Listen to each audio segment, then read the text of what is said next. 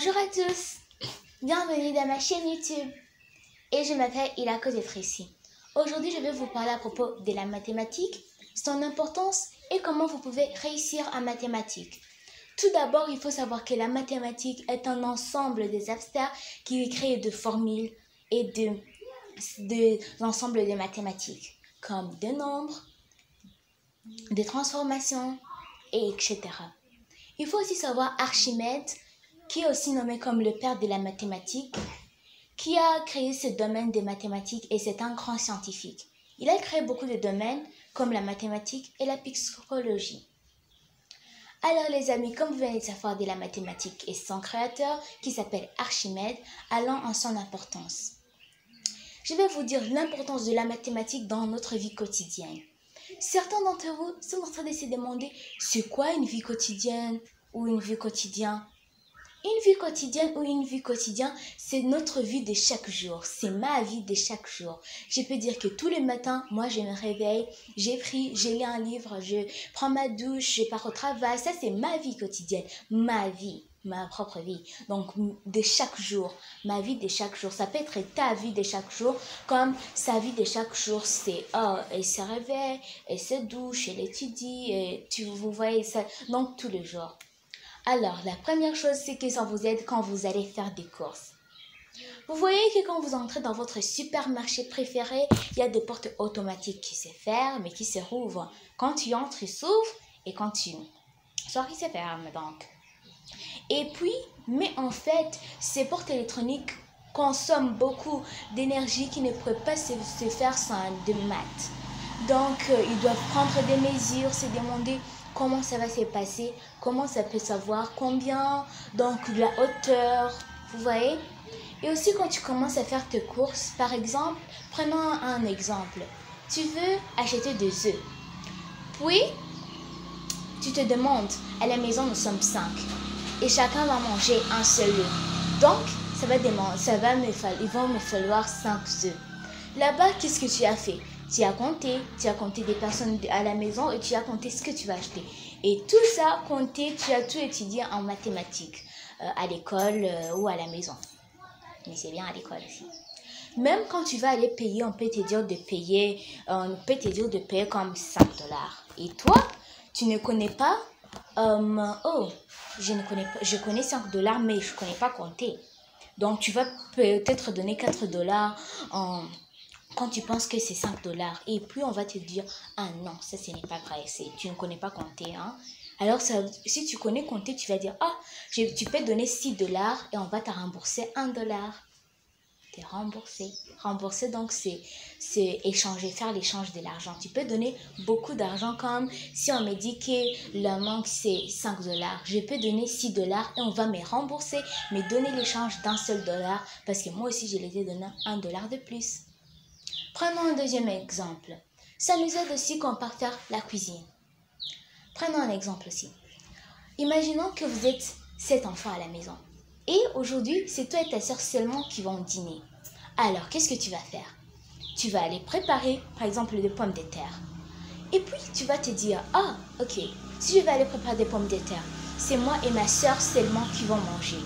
Prenons un exemple, donc je vais préparer des pommes de terre. Je vais préparer 10 pommes de terre, 5 pour moi et 5 pour ma soeur. Donc là-bas, tu as fait la division. 10, tu as divisé 5, 1 pour toi, 1 pour ta soeur. Et ça, tu as utilisé quoi? La mathématique. Alors, même quand tu vas manger, ah ok, j'ai préparé 5. Demain, si c'est encore moi et mon frère maintenant qui vont manger, je vais encore préparer 5. Alors, une autre chose, ça nous aide à gérer notre temps. Je peux dire les temps, le matin, le midi ou le soir. Aussi, je peux dire les temps qu'il est à 19 h, à 18 h ou à 4 h du matin comme ça. Alors, prenons un exemple.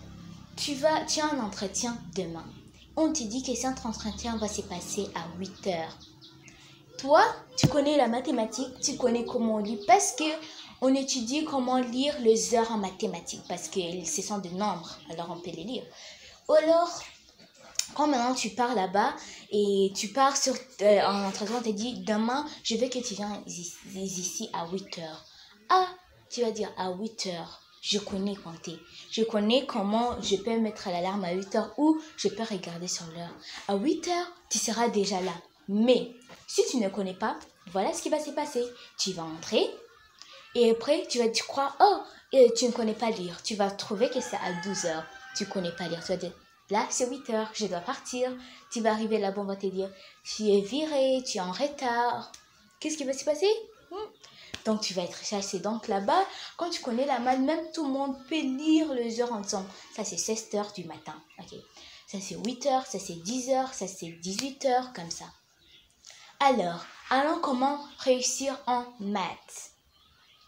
La première chose à faire, c'est quand vous êtes en classe. Alors, quand vous êtes en classe, il faut être attentif. Qu'est-ce que je vais dire en disant qu'il faut être attentif? Attentif, c'est de suivre le monsieur, lui écouter et capter tout ce qu'il te dit. Et il faut savoir qu'en maths, on n'apprend pas, mais on comprend.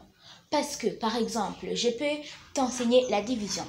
Tu connais, ouais, c'est ça la division, ça. Mais tu apprends que la division, je peux diviser 2 divisé par 2, je peux faire ça.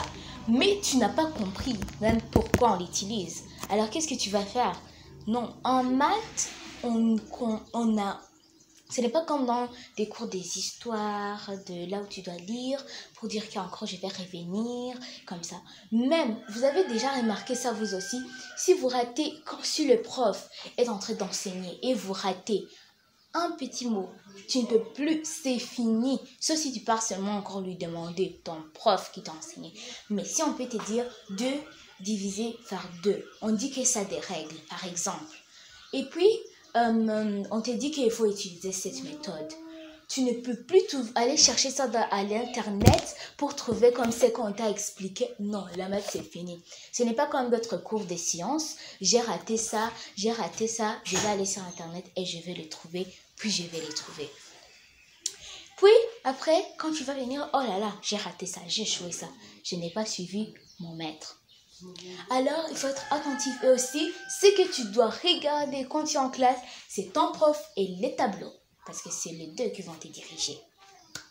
Alors aussi, ce que maintenant vous devez faire quand vous arrivez à la maison, c'est beaucoup s'exercer. La maths ne se fait pas seulement en lisant des notes comme des cours d'histoire. Si on te dit que demain, tiens, une interrogation d'histoire, tu vas aller prendre ton cahier d'histoire. Ok, je vais lire, je lis encore, et encore relire, jusqu'à ce que ça va entrer. La maths, ce n'est pas comme ça. La maths, c'est s'exercer beaucoup. Et pour t'exercer, tu as besoin de ton cahier, des exercices et de notes pour que tu vois des exercices que vous n'avez pas comme corrigé en classe. Et c'est ce que tu dois essayer de continuer à faire. Même tu peux aller demander à ta mère ou tu peux appeler ton prof. Tu lui demandes si c'est vrai. Et recopie tous les exercices et tu les fais sans regarder. Puis encore, tu vas le faire comme si tu es en train de corriger et après tu vas le faire. Alors, comme on ne lit pas la mathématique, mais on s'exerce beaucoup, je ne veux pas dire là-bas que vous ne devrez plus lire la mathématique. Je ne veux plus dire que, ok, j'ai écrit mes notes, je ne vais plus les lire, je vais juste aller regarder dans mon cahier d'exercice. Non, c'est lire d'abord peu de notes, mais pas les lire comme un cours d'histoire. Il faut prendre, tu lis, tu connais, ok, pour diviser fois 2, je vais prendre ça, et ça, et ça, et ça, et ça. Je vais donc le combiner. Il faut lire ça, puis après tu fais des exercices. Pas dire que tous des mots qui sont écrits en mathématiques, je ne vais plus les lire. Non.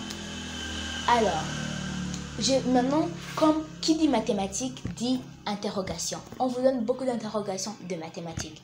Et vous disiez que vous allez échouer. Alors voilà comment vous pouvez réussir. Voilà d'abord les choses que vous ne devez pas faire. Premièrement, étudier avec ton téléphone.